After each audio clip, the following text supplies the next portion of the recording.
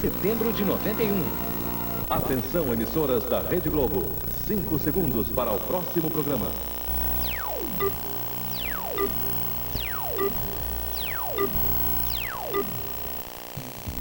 O presidente Bush diz ao Congresso americano que Saddam Hussein é uma ameaça a todo mundo. O correspondente da CNN no Iraque conta novos detalhes da entrevista com Saddam Hussein. E enquanto o repórter Peter Arnett falava sobre essa entrevista, as forças aliadas faziam mais um ataque aéreo a Bagdá.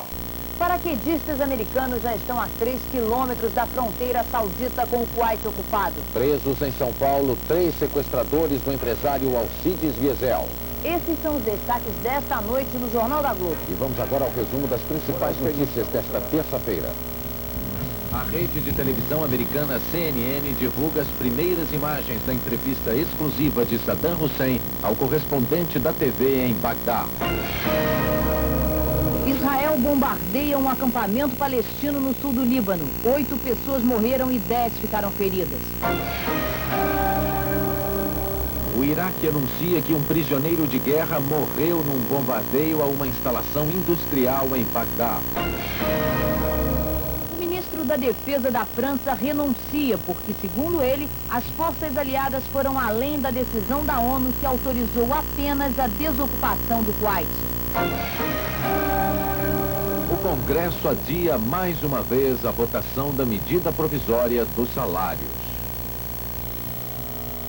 O governo dos Estados Unidos afirma que Saddam Hussein é um perigo real para o mundo e deve ser eliminado.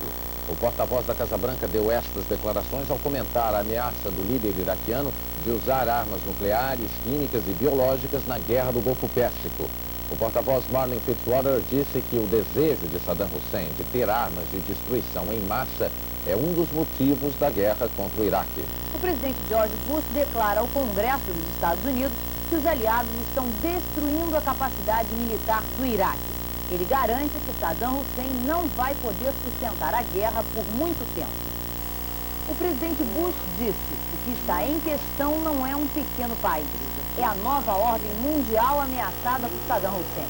Ele falou que nações diferentes se unem na busca das grandes aspirações do homem, a paz, a segurança, a liberdade e o domínio do direito. Bush afirmou que vale a pena lutar por esses valores e por um futuro melhor para os nossos filhos.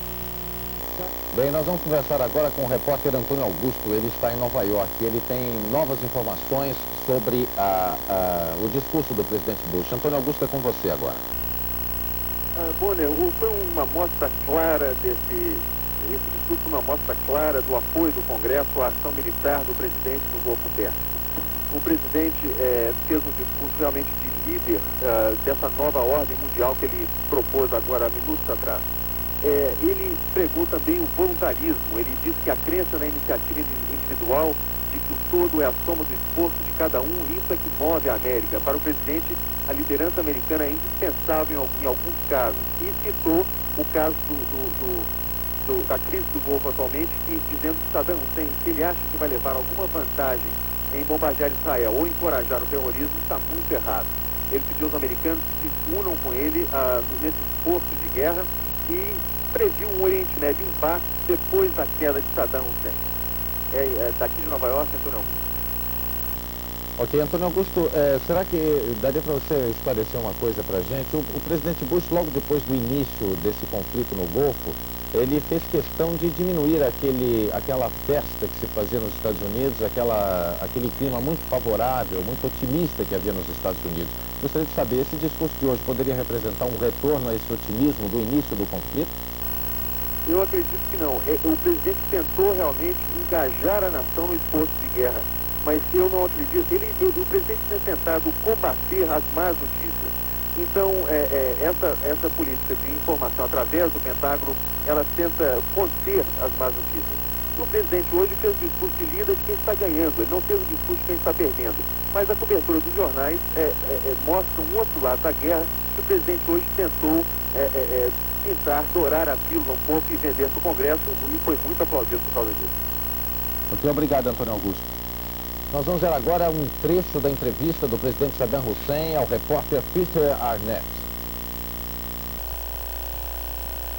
Não importa o que os aliados destruam, o povo do Iraque vai reconstruir tudo outra vez, e melhor. Eu quero agradecer às pessoas da Grã-Bretanha, Itália, Espanha, Estados Unidos e Alemanha que protestaram contra a guerra. Eu não tenho dúvidas sobre a nossa vitória, e a verdade é clara, estamos convencidos de que Deus está do nosso lado. Todas as grandes potências militares estão contra nós, mas o verdadeiro e o falso são claros.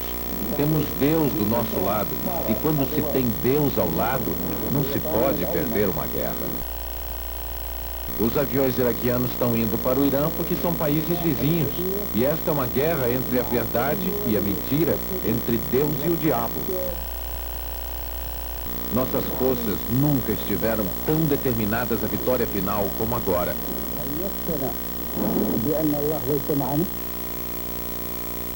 A rede de televisão CNN anunciou a divulgação da entrevista completa do presidente Saddam Hussein para as 2 horas da manhã, hora de Brasília. A Rede Globo vai mostrar a entrevista daqui a pouco, junto com a CNN.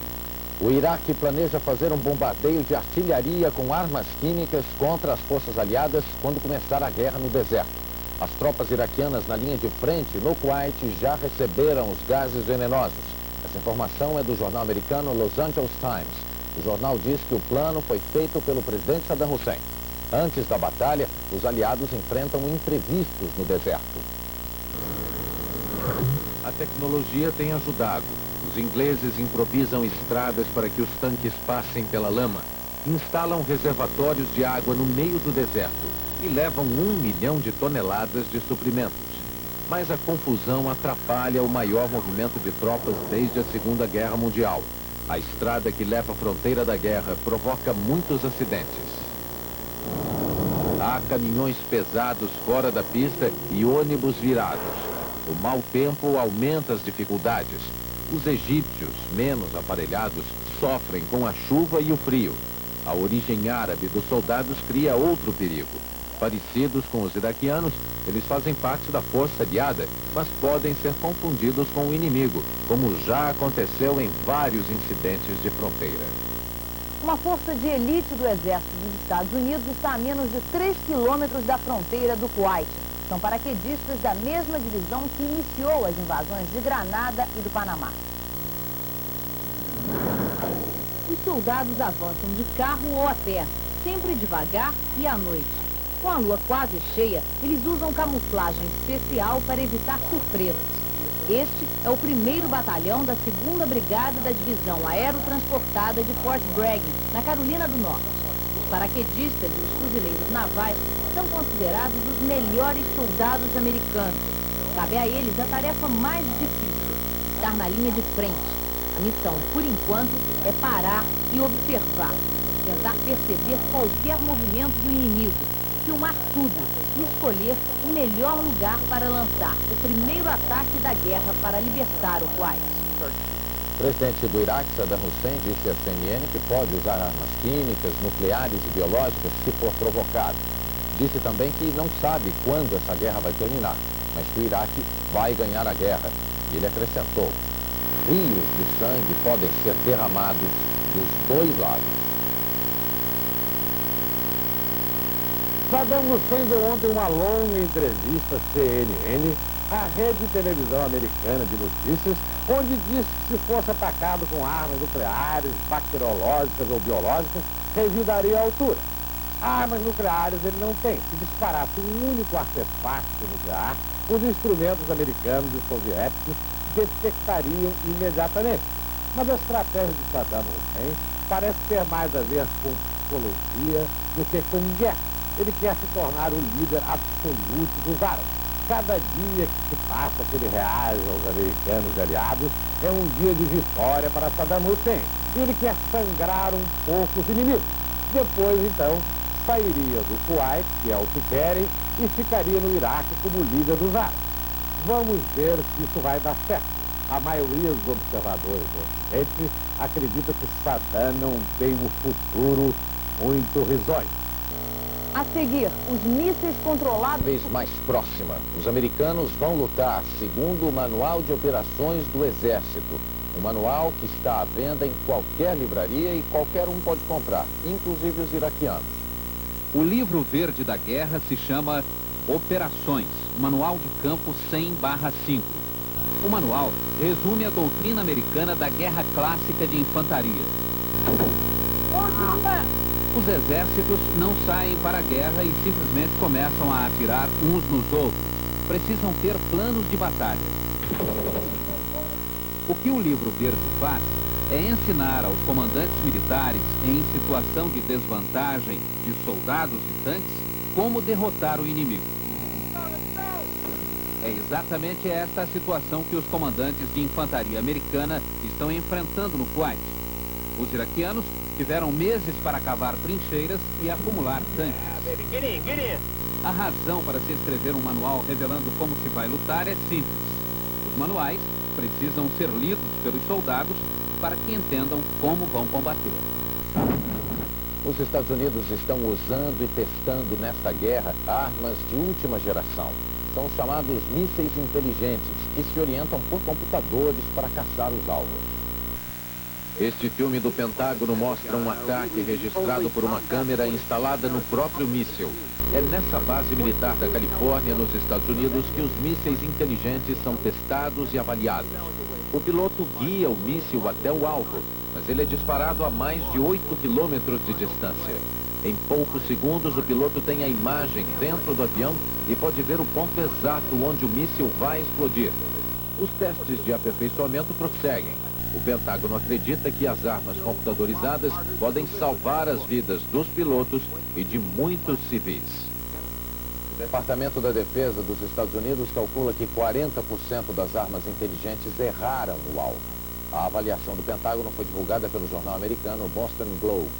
A rede de televisão CNN mostrou agora há pouco, ao vivo de Bagdá, um depoimento do repórter americano Peter Arnett sobre a entrevista que ele fez com o presidente Saddam Hussein.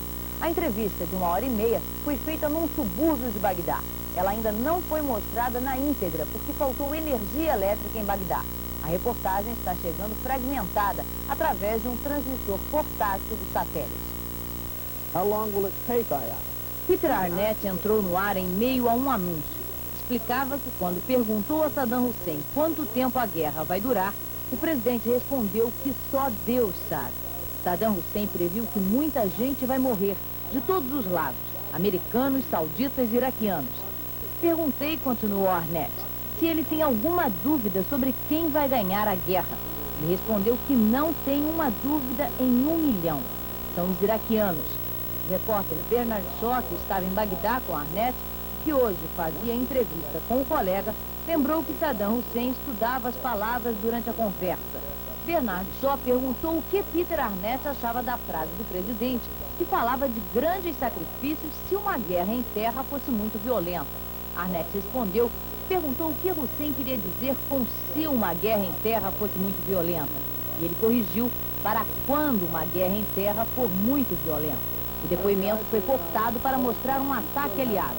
A câmera focalizou o céu escuro de Bagdá e Arnett comentou que todas as noites eram assim. E todos puderam ver, ao vivo, o fogo da defesa antiaérea iraquiana.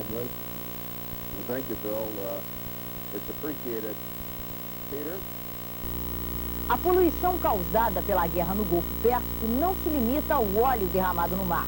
A terra e o ar também vão sofrer graves consequências. Em primeiro lugar, a poluição marítima. A mancha formada pelo vazamento das refinarias é composta por óleos de variados tipos.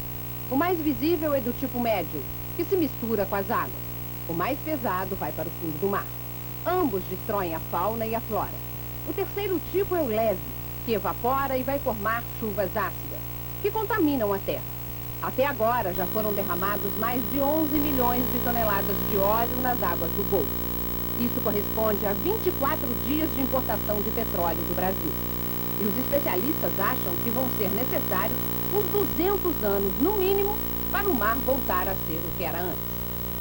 O professor Josimar de Almeida, da Universidade Federal do Rio de Janeiro, é especialista em meio ambiente. Professor, quais são os gases que estão sendo jogados nessa área de guerra? Os gases são vários, até agora pelo menos de 3 origens. Uma delas é oriunda da queima do óleo cru derramado no Golfo Pérsico. A segunda, da queima de combustível dos aviões militares. E a terceira, dos bombardeios.